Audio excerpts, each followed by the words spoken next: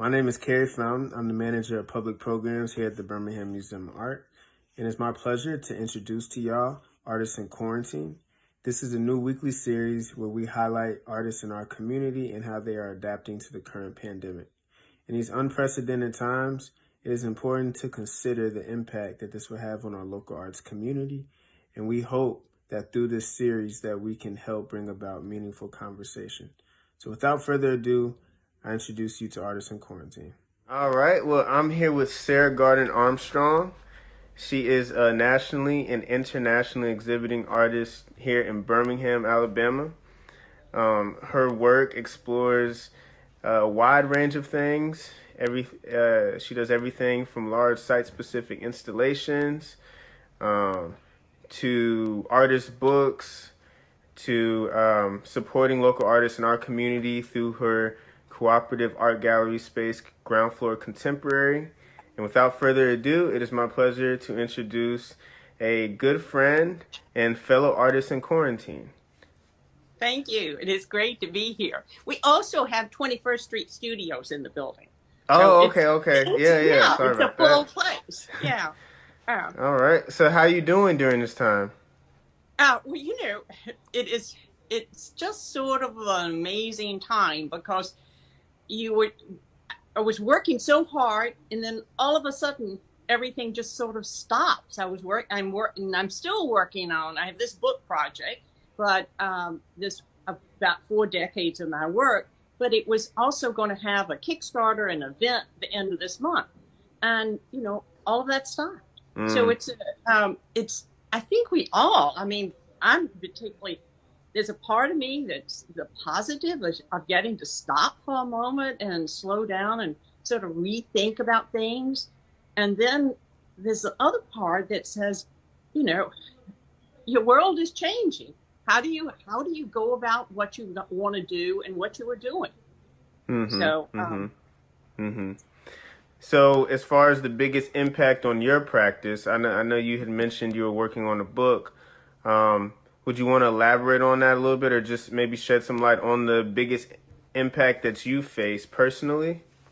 So yeah, the book, and actually it's right behind me. It's like I said, it's 4 decades of my work, and I've been working with a lot of people writing essays and people in and out of the space. And now, I'm older, so I stay isolated, which, we all are supposed to do, but I'm particularly doing a really good job of that. But it has made me sort of quiet down and be able to try to look at this overall.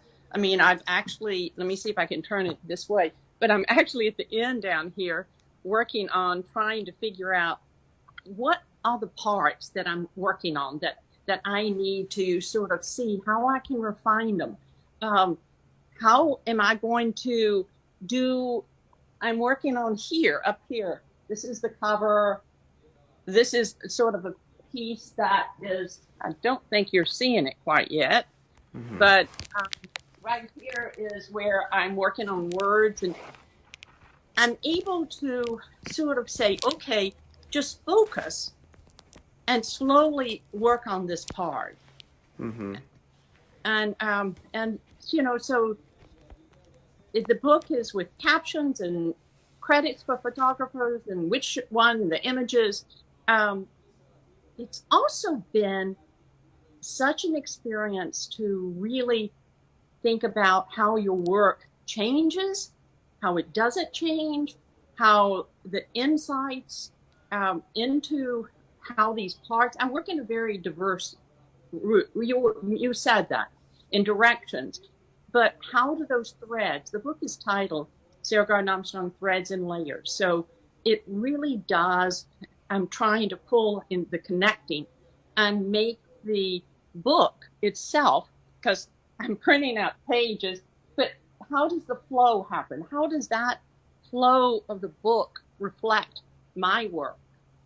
And so this stop has been really hard, but yet the positive, because I do think we all have to make something really positive out of this experience. It is so horribly negative Mm-hmm. that, that we have to, and particularly as artists, we have to. Mm-hmm. Mm-hmm. Almost like seeing the glass is half full, Yeah, as, yeah, as I know yeah. you like to say. In what ways do you do that? And in what ways can you offer any kind of advice for other artists that may be struggling during this time to see the glass as half full? Um, you know, that really brings up a number of things. It brings up that we have to get ourselves grounded, and we have to think about that art is a grounding for us. We're in it because we have to do it. And so if I will stop listening to as much news, then that helps me. But I do find myself really reading and listening to the news because I want to know what's happening. But I think sometimes we overdose in it, and we have to be sure that we are, doing something in this. What is your quarantine work? How is that different from something else? Um, I'm working on drawings for the limited edition, and I find I'm now doing some really big ones instead of just the small pieces I was doing. Another thing is I think we are connecting with people, and we're we need to connect and be positive with each other. And I think hopefully out of this, our art world, in Alabama, in Birmingham, is going to be a stronger place because of us pulling together, encouraging, supporting, and moving forward. Mm-hmm. And then another thing, which is this whole thing of looking at something like I have a lemon tree in here and I have a garden. Mm-hmm. And I basically every day I check to see if that lemon tree is going to have any more little lemons and which ones are going to be just the flowers and which are the lemons. So So you have it's a indoor, or you have a lemon tree growing in your space. yeah, yeah. It's right over here. I'll sort of flip it around. All right. It's right there. But I that's the only thing that I couldn't get out into. I have a garden that is outside, and I couldn't carry the lemon tree. I didn't want to upset those lemons. And so you can also see I'm working on the drawings there. And maybe I should flip this around so you can sort of see how I'm doing with the book. Mm-hmm. Right there is the sort of mock up with the cover. And then each of the essays are sort of, have images that you can see. You can see where I'm saying the reprint. I'm redoing things because I have a moment to rethink it. And I also have tons of stuff on the floor because I'm using every spot here that and you can see down at the very end, it's sort of the end of the book. Up higher was the cover, and then you can see sort of down there more. Maybe I should show you all the garden. And so here's the Mm-hmm. studio. It's sort of it has right Wow. there is where I'm doing the drawings for the limited edition, and Mm-hmm. and that will go into a slipcase. Hopefully, I can get a lot of you all to see what I'm doing later. But Yeah. it's it's a Beautiful nice space. place. Yeah, I'll flip back. Yeah. So yeah, I put the phone on a tripod so that I have to talk with my hands. It's very Okay. difficult not to talk All that right. way. Do you want to touch on the book and what you've been working on? Just tell a little bit more about it and where you were at with it and just how that whole process has been for you. Okay. Yeah.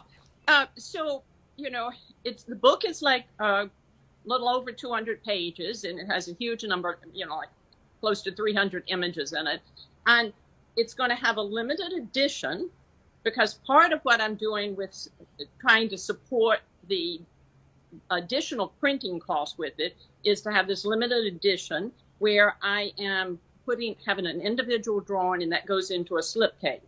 And basically, this is sort of a mock-up of the cover. Mm-hmm. Things are still in flux, but it's going to happen, Yeah. and it's just not going to happen this month. Mm-hmm. Mm-hmm. So, Yeah. yeah. Okay. Yeah. So, as far as your daily activities, I know you're out. You got a green thumb. You've been, I guess, continuing to push the book forward Uh-huh. in whatever ways you can. Um, are there any other? Do you have any other interesting daily activities that you would like to share? Um, I was going for walks every day until the pollen got to me, but you have to adapt. Yeah. uh, yeah, and I do go out to my garden. Would you like to see the garden? Yes. Yeah. I'd Okay, love to. okay. I'm going to take you off of here, All right. and I'll walk you through the space. All All right. right. Okay, here we're going to go out through here, and then so one of the things I was saying to you is I've started doing these bigger drawings, and I'm Wow. hoping to have a whole room filled with these pretty soon. Because as you work on one thing, it leads you to something else. Mm-hmm. And so, you know what? I don't have the window. The garden is right here. You just Wow. have to climb out the window. Let's see if I can get the window open. And you just climb out, and here you go. So here's the garden. It's not a big space, but it's a garden. Mm-hmm. And I'm going to get some people are sending me some lettuce plant seeds, and I'm gonna try to grow some lettuce. Yeah. Wow. So yeah, and I have two little seats out here, and I come out sometime and drink my tea. And since I'm from New York, it has a real New York view to me, because Yeah. we're used to that sort of views. All right, so does that help calm the storm a little bit? yes, it really does. It helps to It see the glass half full, I suppose. yeah, it helps to try to make you quiet down. I have a hard time with quieting down. I like work, and I like getting excited about work. And so and all of this news is Yeah. really hard. Mm-hmm. And Mm-hmm. I talk to a lot of friends in New York. So, I mean, that's hard. But Mm-hmm. I think the art is the one place that I can get quiet. And the other thing, I can go into a zone there. Mm-hmm. I can just disappear into what it is. Mm-hmm. Mm-hmm. And I think that's important. This is change. Work and art deals with change. But we have to really think bigger, because our whole world is changing. And what do we do about that? And it's sort of like we have to adapt right now, survive in isolation. We have to overcome it. And then we have to improvise. We have to come up with other ways of doing things.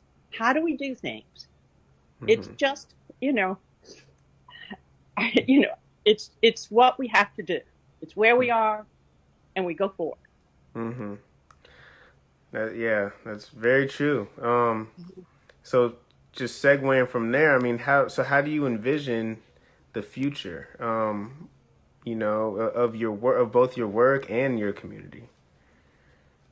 Community, let's just start there. I'm hoping that people have realized that we really have to be together.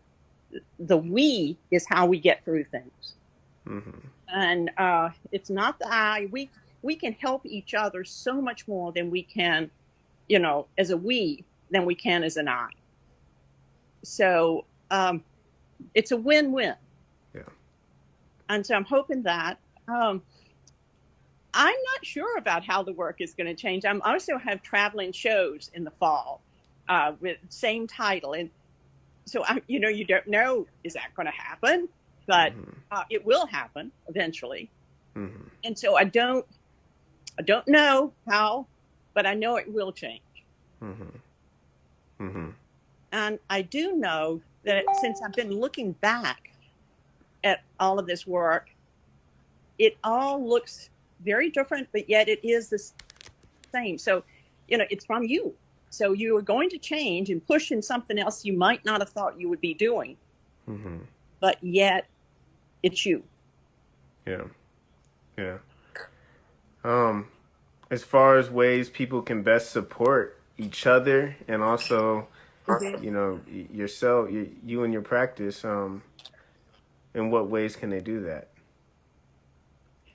I think it's important that people, that maybe they think about buying some pieces of piece of artist. Or for me, it's going to be, I hope that a lot of people will like seeing the book I'm doing and Mm-hmm. maybe buy the book or the limited edition. But I think, and I think artists, I think we all have to help. And it would be great, the interest, right? Like, first of all, just doing this. I mean, think that you all are reaching out to artists. Mm-hmm. How are they doing? It's such a great thing. Yeah. Thank you. Yeah. Yeah. So as far as, I mean, overall, you seem like you're staying upbeat and you're continuing to stay motivated. Um, Yeah. in what other ways are you staying happy and healthy? And I guess, do you have any advice for any of your fellow artists here in Birmingham on how to stay happy and healthy, or just people in general? Because Well, I think we all need it. I think, yeah. And I think that the connecting with people, um, just, I think that is reaching out. How are you doing? Mm-hmm. And then having some real conversations back, because instead of just, hi, everything's great. Well, no, it's not so great. And it's Yeah. just, real conversations. Uh huh. And I think that is one of the things that we all need. And then seeing when people are having a hard time, because some people really are. I happen to have a great place to live and work. I happen to have a project that was already going. So I didn't have to start something. And that's harder whenever because when you start something, for me Mm-hmm. personally, I always have a hard time. I do a lot of crappy stuff to begin with. And so if you are in the midst of isolation and doing crappy stuff, which is normal, Mm-hmm. then it's hard. Mm-hmm. So we just have to encourage, just keep going Yeah. and get through, and and don't be hard on yourself. Yeah. Just doing is the biggest, Mm-hmm. that we have to say. Mm-hmm. Yeah. Well, Sarah, thank you so much for taking your time to talk with me for a bit. I know, I'm sure a lot of people can really listen to the things you've said and take something from it. And I hopefully it's sooner than later that we can actually physically see each other Yeah, again. right. But we are going to do it. We're Yeah. going to make it. I just think we do have to follow that isolation thing. Yeah. But Yeah. it's it's there is another side. We come out on the other side. And thank you so much. It's been Yeah. great to talk. Yeah. All right. Well, thanks again, Sarah, and Okay. look forward to hearing more about the book and everything you've got going, and continuing to follow your journey. Thank you. Thanks so Thank you. much. All right. Bye. Bye.